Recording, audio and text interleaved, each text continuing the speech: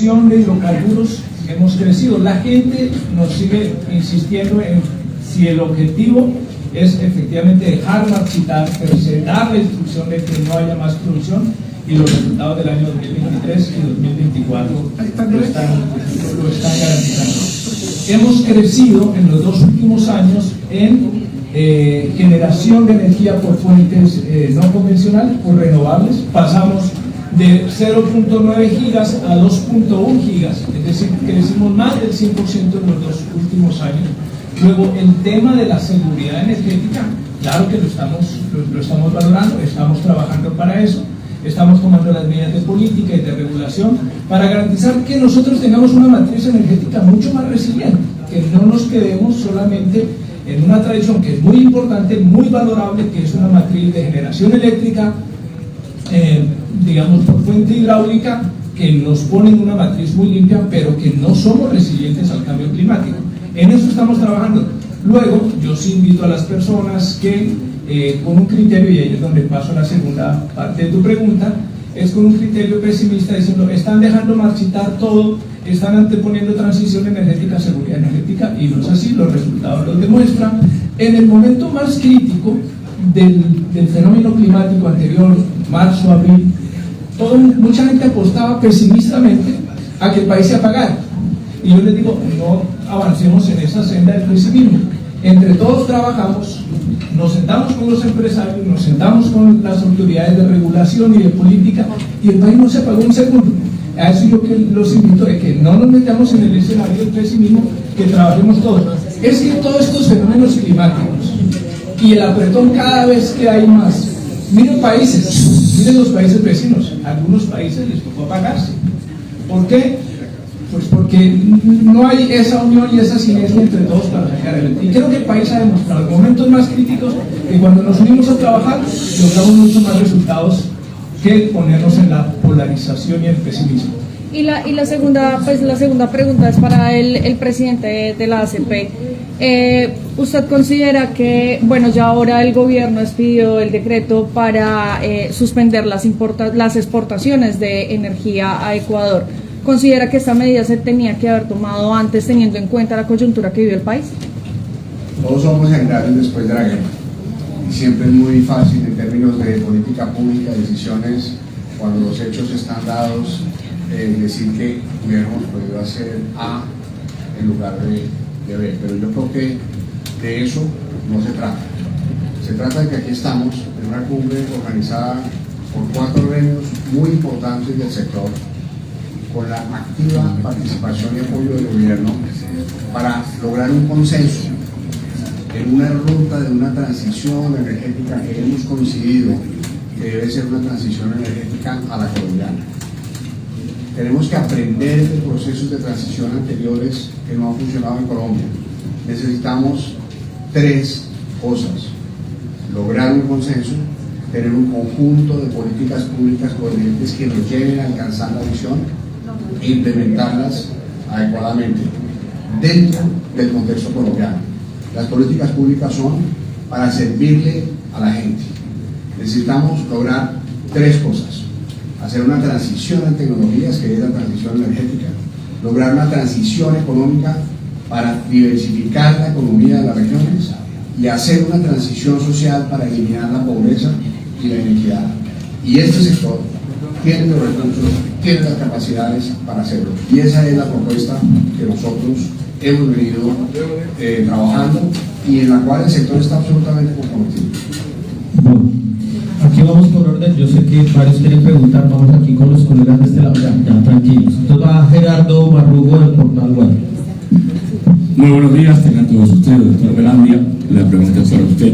En su intervención me llamó mucho la atención una palabra que usted dice: esta es la última oportunidad para esta generación de hacer la transición a una energía limpia. Explíqueme eso, por favor. Bien, gracias, Gerardo, por la pregunta. Digamos, en años anteriores, cuando hablábamos del tema del cambio climático, los efectos que se podían generar, digamos, el riesgo de supervivencia de las generaciones futuras, siempre pensamos que esos efectos iban a ver nuestros nietos, nuestros bisnietos. Se ha acelerado tanto los efectos devastadores hacia las condiciones del clima que lo estamos viviendo hoy. Luego, esa responsabilidad que le decíamos que era para nuestros nietos o bisnietos, la tenemos que asumir hoy. Las condiciones climáticas, y esto no es de un mundo fatalista, es que lo estamos viendo hoy, Ustedes escucharon ayer un informe de cómo las temperaturas del mar habían tenido un incremento inusitado. Cuando nosotros nos sentamos, por ejemplo, desde el gobierno, en este caso el de la CREG, de donde hago parte, a mirar los escenarios de cómo está, por ejemplo, nuestros niveles de embalsamiento. Nosotros, para todos los efectos, pensábamos que por las perspectivas que teníamos íbamos a tener un nivel de embalsamiento mucho más que el que tenemos ahora. La niña no fue tan niña como se pensaba, el niño fue mucho más duro de lo que teníamos previsto. Es decir, los efectos del cambio climático no nos dan espera. Si no lo hacemos ahora como generación y entendemos la responsabilidad, no vamos a tener una segunda oportunidad. Ese es el llamado que hacemos, de que esta es la generación, los que estamos aquí, la mayoría, obviamente ustedes, las mujeres que tienen casi todas menos de 30 años, los que estamos aquí, que tenemos un poco, esta es la responsabilidad que tenemos. Pero si nos ponemos en un escenario a pensar que todavía nos dan 5 o 10 años, lo que hagamos en los años venideros, y es responsabilidad nuestra, va a contar. O tomamos medidas ya, o simplemente vamos asistiendo sistemáticamente. Y yo pongo el ejemplo de Bogotá, es que es contundente el ejemplo de Bogotá. Cuando hablamos de la carencia de agua, pensamos que eso era patrimonio de las regiones de La Guajira, otras regiones desérticas. Estamos hoy teniendo que racionar el uso del agua. ¿Por qué? Temas climáticos, los efectos del clima en nuestros páramos, ¿sí?, que nos están viendo hoy, digamos, ver abocados a esta situación. O cambiamos o vamos simplemente a asistir a escenarios cada vez mucho más complicados. Hoy ya no podemos planear con facilidad cómo va a ser el fenómeno climático seco o de lluvias, porque cada vez que ustedes encuentran los reportes de las autoridades ambientales, van diciendo, este fue el agosto más caluroso en la historia, este fue el septiembre más caluroso de los que hayamos tenido registro, y en otras regiones del mundo totalmente contrario.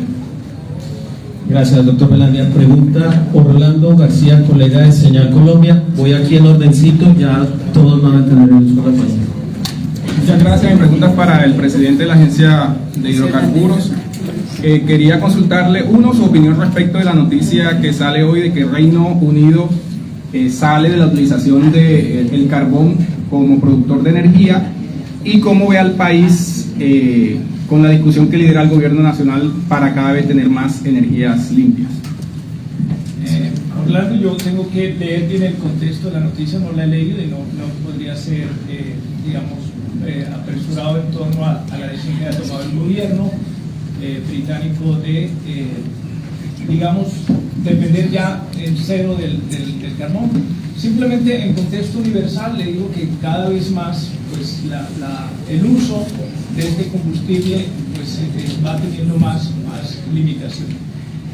Sobre la segunda parte de la pregunta es, nosotros consideramos que avanzar cada vez más, yo voy a mostrar en mi presentación un gráfico de cómo estamos viendo, por ejemplo, el aporte de los renovables, ¿sí?, en la matriz eléctrica, por ejemplo. Estamos creciendo muy lento. La perspectiva de este gobierno es que al terminar hoy nuestra capacidad instalada de generación eléctrica es de 20 gigas. Aspiramos a que esos 20 al terminar el gobierno, que estemos alrededor de 6. No es fácil, no es una tarea fácil, es desafiante, porque como les dije, teníamos 0.9 gigas de las 20 cuando empezó el gobierno, vamos en 2.1. El proceso de, por ejemplo, de ronda eólica que estamos liderando de la ANH, es un proceso que aspira que si todas las áreas están cubiertas tengamos más o menos 3 gigas, lo que usted se da cuenta del desafío grande que implica las 6. 6 de 20, pues es casi estar hablando de un porcentaje muy significativo, ya de esos 20, sería casi el 30% del componente. Estamos en una proporción muy pequeña, pero bueno, es el objetivo que tenemos. Estamos trabajando también en otras fuentes. Aspiramos a ver si este año lanzáramos nuestra primera ronda de energía geotérmica, ¿sí?, y creciendo en los procesos de generación solar. Si complementamos toda esta matriz, esto, como dicen popularmente, tiene enormes desafíos, grandes inversiones, vinculación de la academia, vinculación de las empresas que nos están ayudando mucho en eso, pero nuestra hoja de ruta es desafiante, pero no tenemos otra posibilidad de pensar en metas desafiantes. Gracias, doctor. Diana Delgado, de la Wikipedia. Antes de Diana, vamos aquí en orden, ahorita viene Reuters, ya vamos. Y cuando tengamos aquí esta lista, que después vienen las preguntas acá, me gustaría que también el presidente de Campetrol, el ingeniero Nelson, les explicara un poco qué propuesta le están haciendo al país. Entonces vamos con Diana. Buenos días, Diana. Diana, por favor, para que te vea. Estás por ahí. Si me pone, no me veo. Dale, Diana, por favor. Dale, tranquila. Bueno, muchas gracias. No, quería preguntar al director de la ANH, ustedes hablaron de que se iban a reactivar 35 contratos con empresas de hidrocarburos. Si las empresas no reactivaban las inversiones, se iban a revertir los contratos. Quiero saber eso. Y también se anunció al principio de este año una reducción en las garantías bancarias en los contratos de INP para reactivar los 302 contratos de exploración y producción que hay en Colombia. Quisiera saber si nos puede dar actualización de cuáles fueron las flexibilizaciones en términos contractuales para los contratos de INP. Gracias. Aquí, Diana, gracias. Bueno, todas las Dianas son muy sinceras y esto es un homenaje a mi esposa. Se llama Diana. Cuando empezamos en esta llegada nuestra a la NH del gobierno, tenemos alrededor de 30 contratos suspendidos por diversas razones. Temas de conflictividad social, licenciamiento ambiental, algunos problemas climáticos, en fin, muchísimas razones que están, pero con dos causales fundamentales: conflictividad en el territorio y licenciamiento ambiental. ¿A qué nos dimos la tarea? Y esto es una tarea no solamente que hace la NH, no lo podemos lograr solo desde la NH, sin la ayuda de la ACP, sin la ayuda de Campetrol, sin las agremiaciones. Estamos trabajando. Miren, les digo, la importancia de esa mesa interinstitucional. Hemos logrado demostrar que sí nos podemos sentar a la mesa a trabajar todos. Hemos logrado demostrar que cuando trabajamos armónicamente conseguimos más resultados, más eficientes y en menor tiempo. Entonces lo que estamos escogiendo cada uno de esos contratos y mirar cuál es la problemática. ¿Por qué no ha podido esa compañía acometer sus trabajos o exploratorios o de producción? ¿Qué problemas con la comunidad? Entonces, ¿cómo nos sentamos? Vamos al territorio, buscamos algún mecanismo de diálogo y superar esas circunstancias. No es tan fácil.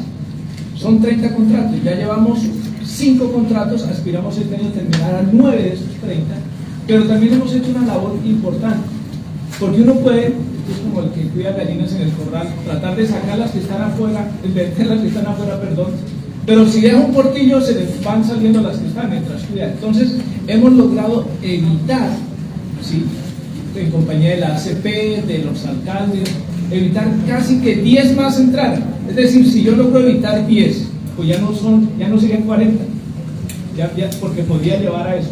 Entonces hay que sumar las dos cosas, lo que hemos evitado, ¿sí?, por un diálogo sincero en los territorios. Nos hemos sentado, y Frank, que nos acompaña en eso, con los gobernadores, con los alcaldes, con las empresas, con la comunidad, a ver cómo superamos eso. Si continuamos haciendo las cosas de la misma forma que las hemos hecho históricamente, vamos a conseguir los mismos resultados. Y hemos ido aprendiendo. Hemos fortalecido, y aquí es una parte muy importante de la que Nelson hacía alusión, es la estrategia territorial.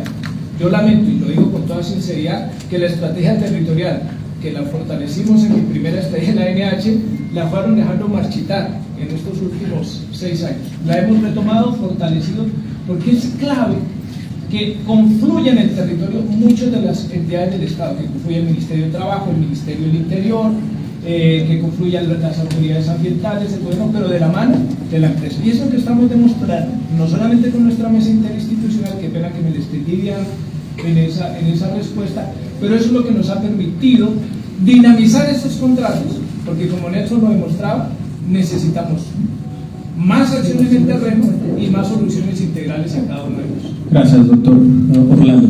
Vamos con 3 preguntitas de esta a la derecha. Después me gustaría, ya vamos para allá. Me gustaría que el ingeniero Nelson Castañeda les dice un poco más acerca de las propuestas que ha hecho la industria o el sector. Y vamos con las preguntas que ya sé que está Laura Rojas, Jessica de Portafolio y otros colegas que me han levantado la mano. Entonces vamos inicialmente con el colega Luis Emilio Rodríguez de Los Llanos Colombianos, después vamos con Oliver Griffin de Reuters y María Fernanda de RCN. Perfecto, a los diferentes directivos que se encuentran en la mesa, no sé hasta qué punto pues, el país es consciente de lo que está pasando en el municipio de Puerto Gaitán.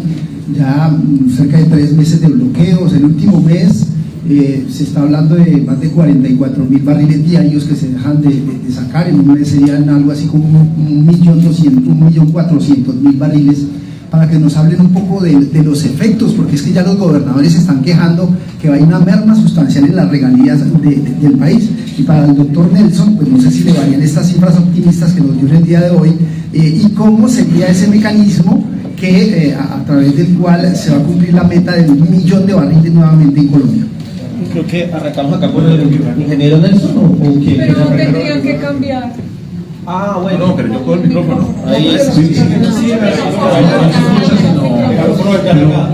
Listo. Yo creo que el mensaje.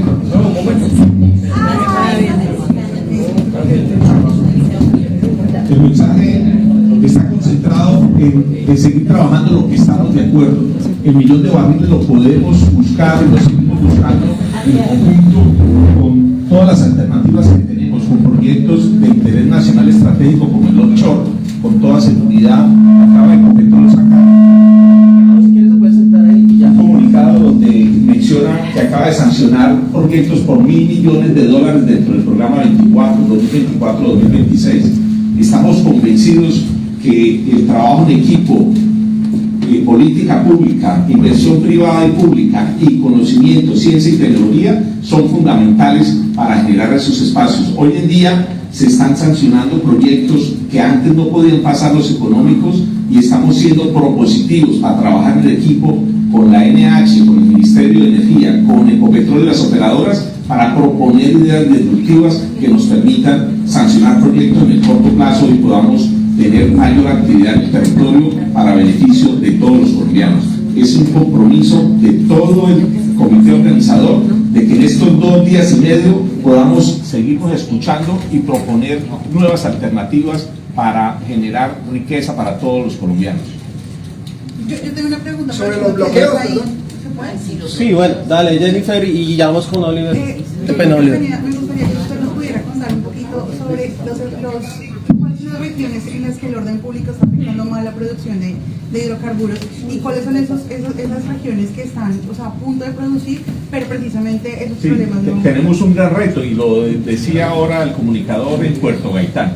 En Puerto Gaitán tenemos una intermitencia en la operación, cada mes tenemos unos bloqueos que impactan no solamente a las operadoras, a los municipios que reciben menos regalías, al departamento que reciben menos regalías y en especial la mano de obra que toca suspender contratos porque si no hay posibilidad de trabajar, pues lógicamente no podemos seguir manteniendo una nómina de personal que en el municipio de Puerto Gaitán alcanza a llegar a 10.000 personas directas.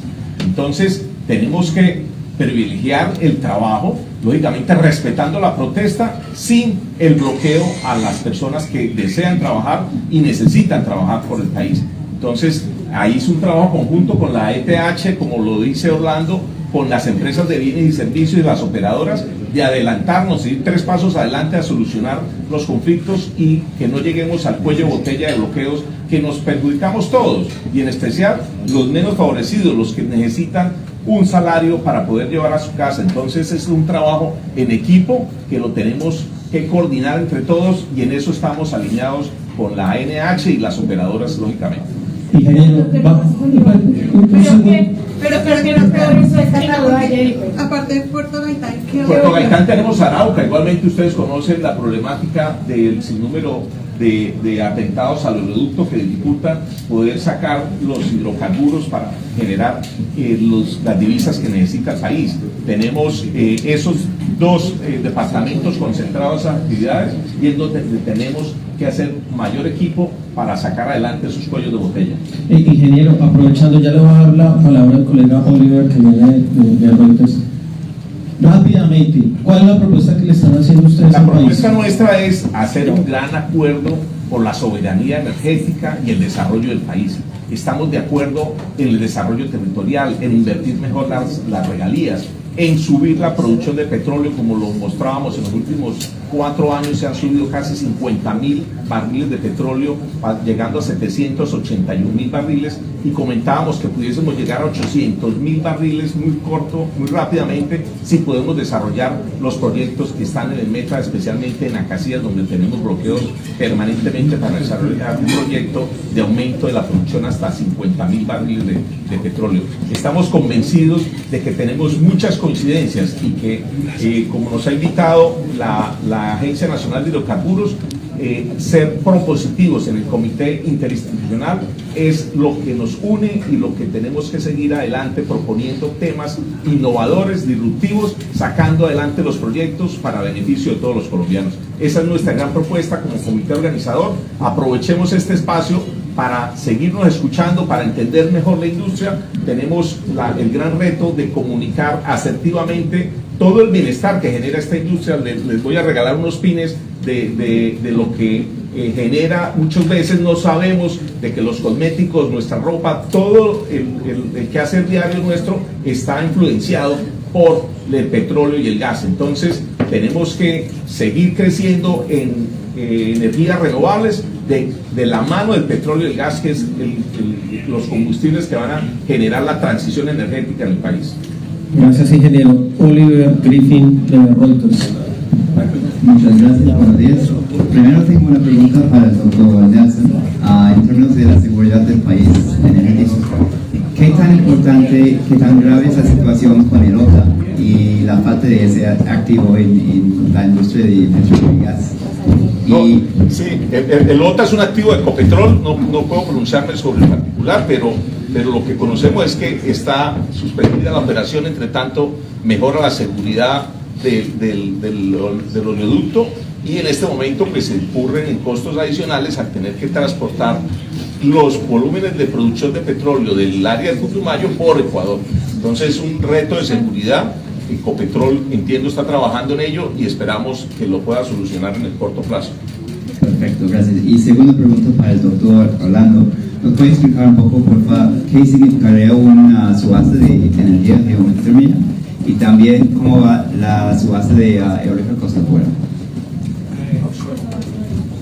Bien,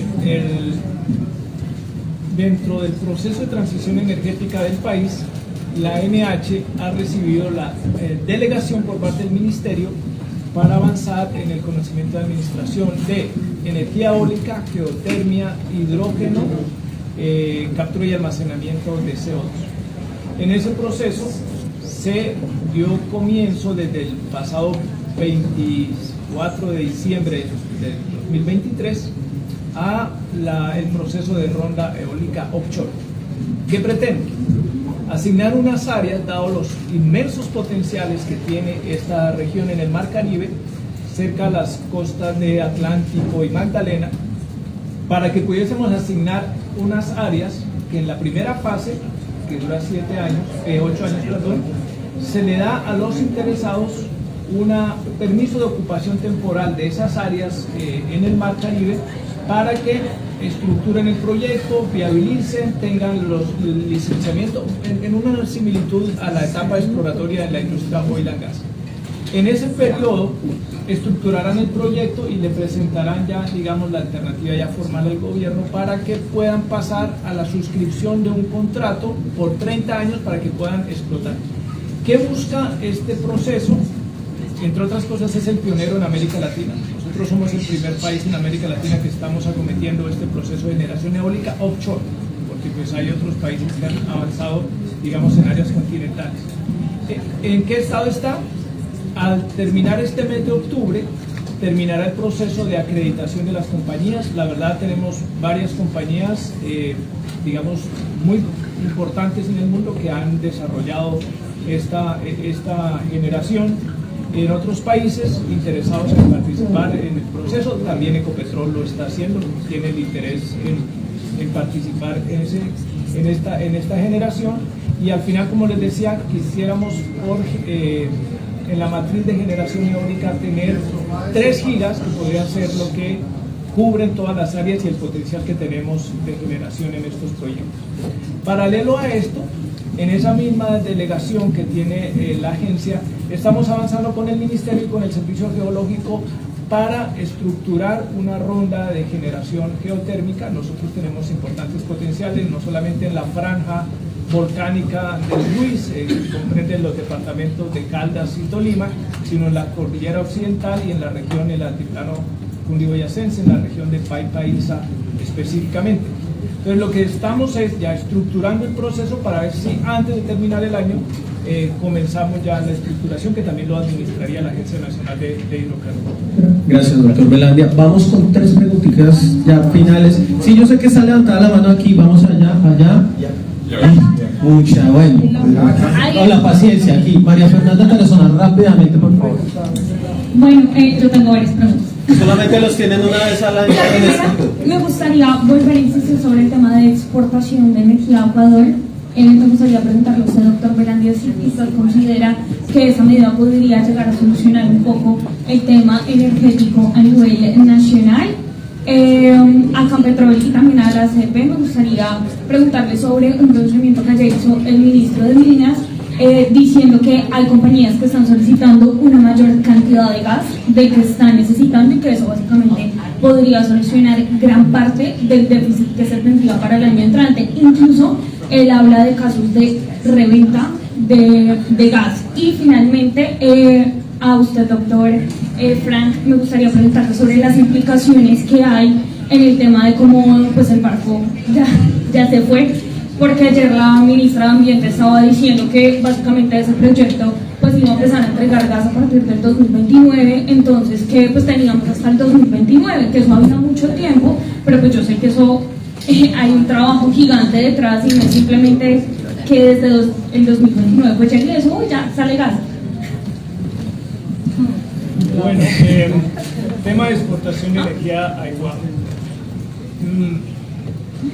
Digamos, uno va administrando sus recursos en la medida en que pues tiene primero garantizado que se atienda a la demanda interna.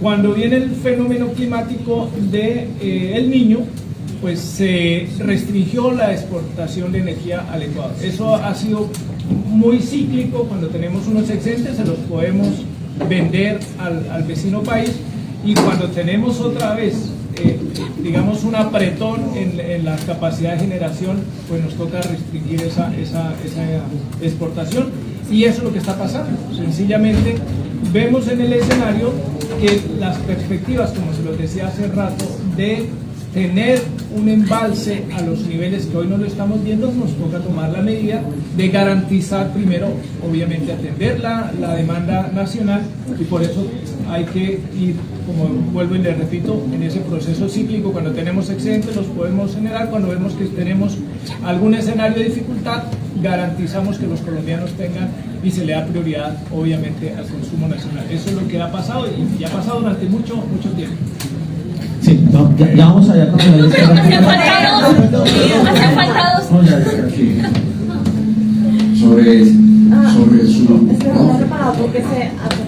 Sobre su primera pregunta no tengo información, pero es claro que el mercado del gas tiene distorsiones y tiene cuellos de botella en generación, en transporte y en almacenamiento. Sobre su segunda pregunta, yo creo que algunos de los eventos que han sucedido en el último mes nos muestran la importancia del sector de hidrocarburos para Colombia. Necesitamos los hidrocarburos para funcionar todos los días. Por eso yo quiero reiterar la invitación que hizo Nelson. Es un tema que venimos trabajando desde los 4 gremios. Nosotros estamos invitando a un acuerdo por la seguridad y autosuficiencia energética para mejorar la competitividad del país y promover el desarrollo regional. Esa es una tarea que profundizaremos con la ANH, con el Ministerio de Minas y Energía, y volcándonos a trabajar con las gobernaciones y las alcaldías para que los recursos de regalías que no han sido bien utilizados, que lleguen a los habitantes de las regiones y podamos formalizar las economías, diversificar el Producto Interno Bruto y en unas décadas tener unas fuentes de generación de energía que, siendo múltiples, sean más limpias. Vamos con Marcela, ya vamos con ustedes ahí. Por aquí abajo, listo ya. Tengo dos preguntas, una para el presidente de la ANH y una para el doctor Castañeda. Para el presidente de la ANH, usted citó en repetidas oportunidades el documento sobre la transición energética del gobierno, pero ese documento tiene múltiples escenarios. Yo quiero que nos diga con cuál escenario está trabajando usted, es decir, en cuántos años Colombia debería desmontar efectivamente su sector petrolero o tener una menor dependencia y pasar a otras energías directamente. Y la pregunta para el doctor Castañeda es como pedirle que le responda si algún otro de los líderes gremiales se quiere sumar a el gobierno nacional. Yo estoy un poco perdida con las cifras de gas, porque hay informes que dicen que vamos a tener faltantes, pero hay funcionarios del gobierno diciendo que no. ¿Vamos o no vamos a tener faltantes el otro año? ¿Vamos o no vamos a tener que importar? Y más importante, los ciudadanos tenemos que preocuparnos el año entrante por la disponibilidad o el precio del gas, o podemos irnos a dormir tranquilos. Gracias. Bueno, dijimos que vamos a hacer preguntas fáciles. Nunca dijimos no es fácil, eso. no. Lo que te quiero significar es que no es muy fácil. Ningún gobierno en el mundo tiene la capacidad para decir en tal año ya terminamos tal combustible. No lo hay. Tú me preguntas por el escenarios ideales de las hojas de ruta. Claro que hay muchos escenarios que nosotros estamos evaluando, pero que requiere, y en eso estamos trabajando, y desde la ANH con el Ministerio lo estamos articulando, en cuáles son los tiempos. Mire, y voy a tratar de significar. No es el mismo tiempo que requiere un sector de la economía, por ejemplo, el sector, voy a hablar, el sector transporte, en relación con el sector agrícola en transición energética. Y ahí es donde yo insisto mucho en que tengamos claridad sobre matriz energética y matriz eléctrica. Porque la matriz energética es qué fuente utilizamos para atender esas demandas. Y ahí es donde una gran porcentaje de eso lo echamos mano del petróleo y del gas, obviamente con sus derivados, con el ACPM, con la gasolina, sobre todo en el sector transporte. Entonces nosotros dependemos muchísimo de los recursos fósiles en el sector transporte. ¿Cuánto tardamos en tener una transición de fuente energética en el sector transporte? Es un poco más largo que en otros sectores. En otros sectores podemos avanzar mucho más rápido. Entonces lo que estamos haciendo es cada uno de esos escenarios, y yo los invito a que ustedes, si nos acompañan en el evento que va a haber el fin de semana, jueves y viernes en Barranquilla, donde se van a hablar toda lo hemos llamado la feria de las economías verdes, para que ustedes vayan mirando cómo está esa hoja de ruta. Pero no podemos decir, no, en 5 años cerramos el grifo de tal combustible, no vamos a depender de otro o cuál combustible. Estamos empezando, los escenarios de la hoja de ruta nos muestran unos caminos más largos, unos más cortos, dependiendo de los recursos, dependiendo de qué tanto se vinculen otros sectores. Porque quiero insistir en esto, la transición energética no es simplemente la sustitución de un tipo de combustible por otro, es adecuar todo el sector productivo, incluso desde las mismas condiciones económicas y sociales de la región, para ir avanzando. Entonces ustedes van encontrando que lo que estamos es ir compaginando toda esa transición sector por sector. Hay unos más complicados que otros. Si ustedes miran, otros países avanzaron muchísimo más rápido en la transición energética en el sector transporte, porque no dependían del transporte terrestre como nosotros dependemos. ¿De dónde traemos la mayoría de nuestra carga? De Buenaventura y Cartagena. ¿A dónde? A centros de consumo que están a más de 2.000 metros. Bogotá, Medellín, Bucaramanga. A esa hay que buscar cómo avanzamos en esa transición en el sector transporte. Luego, qué pena que te insista, no es fácil que uno le diga en 5 años, en 10 años o en 30 años.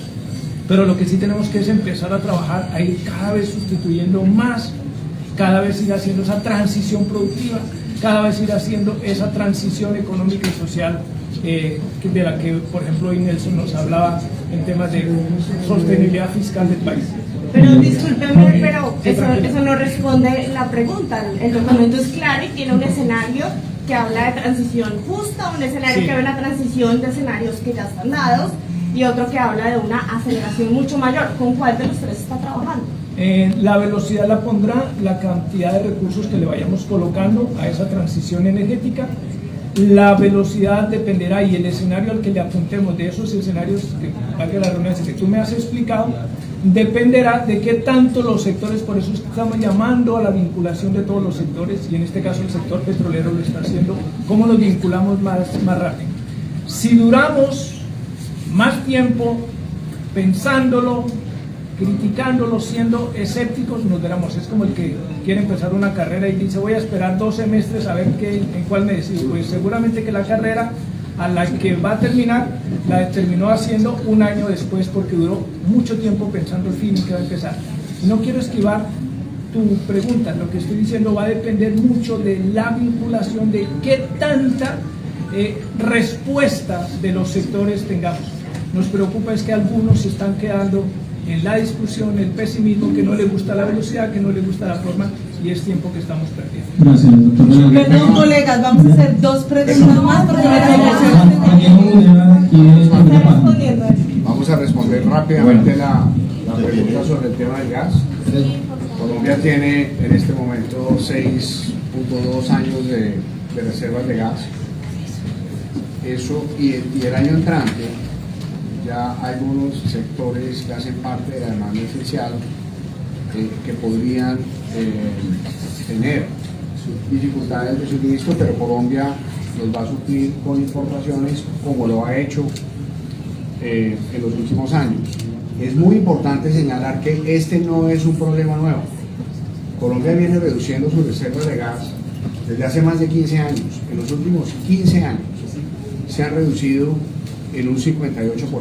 Esto lo que significa es que nosotros podemos, como se ha propuesto aquí, hacer un acuerdo para hacer una transición energética con autosuficiencia y desarrollar las regiones, lograr consensos sobre cuáles son los elementos de política pública que nos permitan tener gas de buena calidad y barato para las familias colombianas. Por eso es que los proyectos costa afuera son tan importantes. Solamente uno de esos proyectos podría multiplicar por 2 o 3 veces el nivel de reservas que tenemos hoy. Bueno, vamos a hacer un gran acuerdo aquí entre los periodistas también. Entonces, como los presidentes van a estar aquí durante estos 3 días, los van a poder aprovechar. Juan Diego Munera, rápidamente. Bueno, puntualmente, presidente de la ANH, usted decía que la producción de crudo venía incrementando, de hecho a los 705.000 a los 785.000 barriles, pero en la producción comercializada y fiscalizada de gas no. De hecho han ido cayendo entre 6 y 8%, y la semana pasada, hace 2 semanas, se cayó con Caipamel. Entonces, preguntarle puntualmente qué está pasando con la producción de gas en Colombia. Lo segundo, Promigas anunció que en octubre va a hacer una subasta del gas que se importa por SPEC, esos excedentes que quedan, pero hace falta flexibilizar las reglas. ¿Qué ha pasado con el tema de las reglas para la flexibilización para poder traer ese gas importado a la demanda no térmica? Y finalmente, al presidente de Campetrol, usted decía que pues cada vez hay menos taladros que están llegando al país. ¿Esos taladros hacia dónde se están yendo? ¿Están viendo más atractivos otros países como Ecuador, Venezuela, tal vez Argentina? Voy a comenzar con una... Para contestar esa pregunta me voy a hacer una autopregunta. Hace unos días me preguntaron quién estaba mintiendo. Si un exministro de Minas que decía que teníamos gas para máximo 6 meses, o el presidente de la ANH que decía que teníamos gas para 6 años. Las diferencias son enormes. Entre uno que me decía que en marzo ya no tenemos gas y el otro que me decía que en 6 años. Y quiero explicar un poco ese tema, aunque si quieren otro escenario lo avanzamos más. El gran problema, o no digamos problema, es la condición en la que se define cómo está el tema de gas. Y es que el gas no depende sencillamente, y ya bueno, la respuesta que yo le di a la señora es ni él le miente ni yo le miento, porque es que estamos hablando de 2 cosas distintas. Es el gas que yo tengo dispuesto para contratar, es el gas que yo tengo hoy disponible y el gas que tengo en el subsuelo. Intentaba explicarlo con el tema de a veces como maneja uno su dinero en el banco. Usted puede tener 100 millones de pesos y le dice a la suegra, présteme 100 millones de pesos. Y yo como le digo a la suegra que sí, entonces le digo sí, pero ¿sabe qué, suegra? Es que 80 millones lo tengo en un CDT y ese se me redime hasta dentro de 6 meses, luego no le puedo prestar. Y dice, es que usted no me quiere hacer el favor porque yo le vi su extracto bancario y sí tenía los 100. Le digo, ¿qué gas de ese tengo ya hoy disponible para comercializar, para firmar el contrato? Y ya es que así se manejan los temas de gas. Entonces, y ahí quiero explicar una pregunta que no me la hicieron a mí, pero que la voy a ir a contestar. ¿Cómo así que en el último comité, y eso fue lo que pasó el viernes pasado, en el comité invitamos al gestor del mercado? Y el gestor del mercado es el que hace toda esa operación de quién tiene el contrato, cuánto gas compró, para cuánto tiempo, y entonces él tiene toda esa información. Y lo invitamos al comité interinstitucional del sector de hidrocarburos que nos contara de primeras. Y el mensaje que ella nos da, la persona que hizo la exposición, es: invitamos al gobierno a que revise a través de la superintendencia, porque estamos viendo que hay unos agentes que se han sobrecontratado, quiere decir que han contratado más del gas que están requiriendo. ¿Qué pasa cuando yo sobrecontrato más de lo que estoy necesitando? Dejo otros sectores sin poder contratar ese gas. Lo que estamos diciendo es, revisemos eso. Yo ayer en la mañana hablé con la Superintendencia de Servicios Públicos para invitarles a que revisáramos ese tema, para mirar si esas cifras del gestor del mercado tienen asidero. Estaríamos ante una situación de una mala redistribución del gas. No es un problema de volumen de gas, es un problema de cómo se está redistribuyendo esa contratación, y lo dice el gestor del mercado. Entonces el gestor del mercado, que conoce con claridad qué sector está contratado, si este es el parque térmico, si este es el sector residencial o digamos la demanda esencial, cómo está, y nos está diciendo hay que hacer un rebalanceo porque no es un problema fundamental. Claro que hay otros elementos, como el que usted hace en su pregunta. Hemos tenido problemas técnicos en algunos centros de producción que entonces empiezan a limitar y apretar esa circunstancia, y es lo que estamos buscando cómo atender. Ustedes recuerdan que hace unos meses hubo un problema en la infraestructura de Canacol en el noroccidente colombiano, y entonces todas esas coyunturas hacen que a veces se apriete más. Pero la periodista preguntaba, ¿podemos estar tranquilos? Entonces lo que yo le diría en este caso es: nuestra responsabilidad como gobierno es garantizar que los colombianos tengan ese gas. Hay que tomar medidas. Yo creería que para el año entrante tenemos cómo hacer una redistribución, revisar esos contratos para que los colombianos tengan la tranquilidad, no per se, porque nadie está, digamos, exento de que se pueda presentar una situación como la que se presentó en la infraestructura de Jobo de Canacol hace unos meses, pero creemos que estamos gestionando para que el año entrante, digamos, tengamos la tranquilidad. Vienen otros escenarios de déficit hacia los siguientes años. Eso nos da un poco la posibilidad de tomar ajustes regulatorios, que lo estamos tomando desde la CRE para flexibilizar. Entonces, para intentar ponerlo de la forma más sencilla posible. Entonces hay una gente que celebra un contrato a un año y ahí no se puede mover. Lo que estamos buscando en la CRE es cómo podemos flexibilizar esos periodos para que usted se pueda contratar a 3 meses, le dé la facilidad para que libere un gas y otros sectores, ¿sí?, del consumo puedan tener ese gas disponible. Y eso son flexibilización regulatoria. Antes de terminar octubre ya sacaremos la disposición regulatoria para que haya esa flexibilización de la que tú me preguntabas regulatoriamente, para que todos los sectores tengan el gas. No hace sentido que unos sectores tengan demasiado gas más del que necesitan, y voy a decir una cosa que es prevención, para que después salgan a vender en el mercado secundario cuando otros sectores se queden. No tiene sentido. Aquí tenemos que pensar, y por eso las autoridades de control como la Superintendencia va a empezar a revisar ese tema de la sobrecontratación. Doctor Belandia, gracias. Aquí no nos regalan, pero quedan ya 3 preguntitas finales. Me faltaba el de Juan Diego, que hizo una pregunta de vamos a liberar el informe y vamos a dar los detalles. Los equipos están moviendo para Argentina, para Ecuador y para Brasil.